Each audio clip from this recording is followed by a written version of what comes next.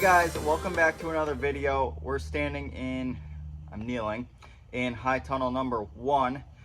It's about the third, almost fourth week of February, and we've got some beautiful sunshine today, which is really nice to be able to get out here and do some work. So what I'm doing today is we just finished cleaning up some of these beds. As you can see behind me, we had finished harvesting the lettuce that was in them, and now I'm in that transitional period where there's not enough time to really start a full tray of lettuce and throw in here, and there's not a lot of time in between now and when we actually have to start planting in here for the summer, believe it or not.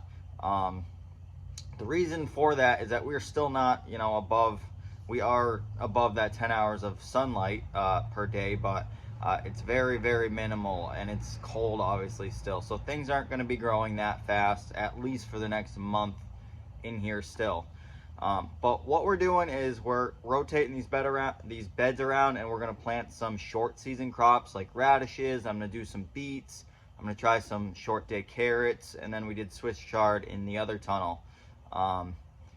Just to throw some stuff in, just test some timings, different parts of the year, especially in these kind of later in the shoulder seasons, if you will, or the winter months where there isn't a lot of time.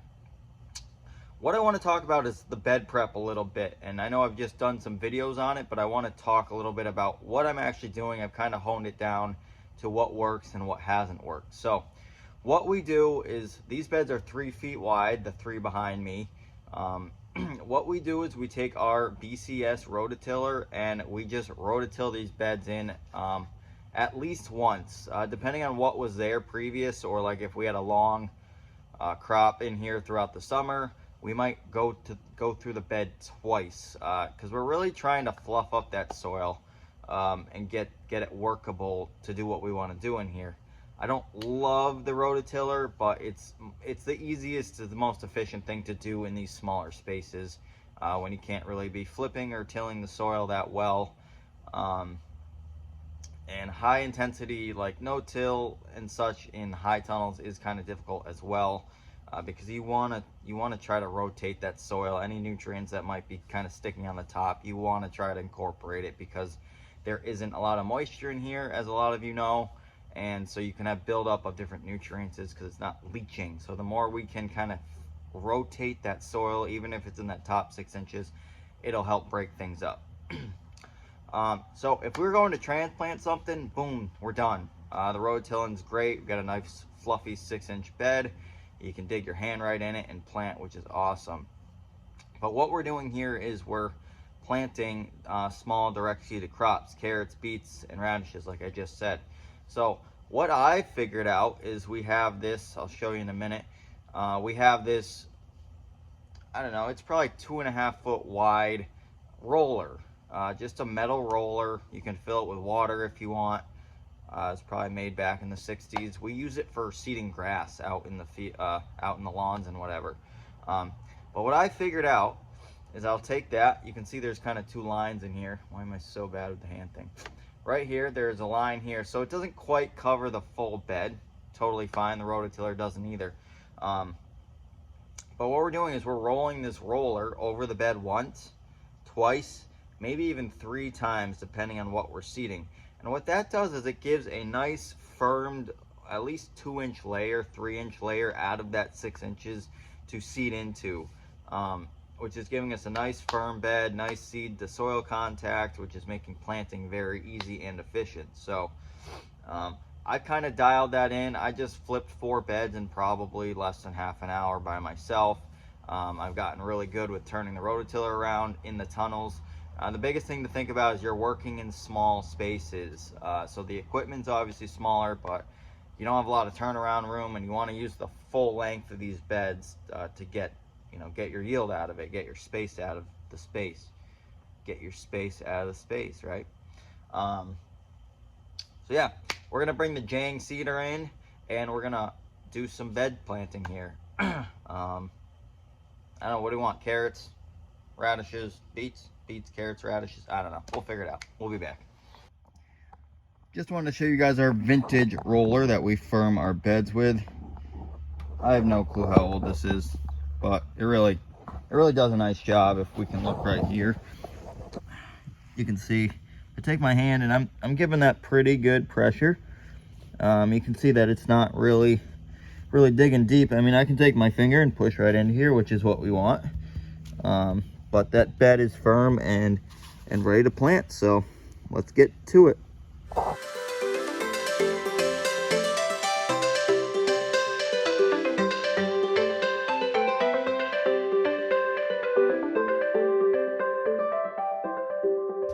So like I'm sure a lot of people have seen or researched, if they deal with or grow in high tunnels, is that a lot of stuff is high density, high yielding, hopefully plantings is what we're trying to do.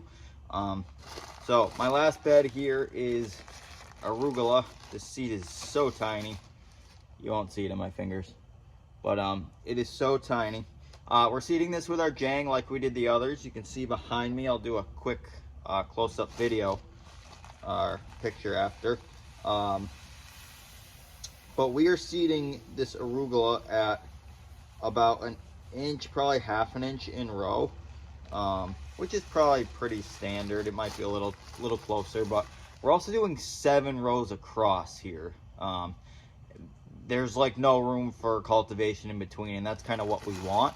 We want that high density, but we also want to help have the plants kind of come up and suppress any weeds that may or may not formulate from growing.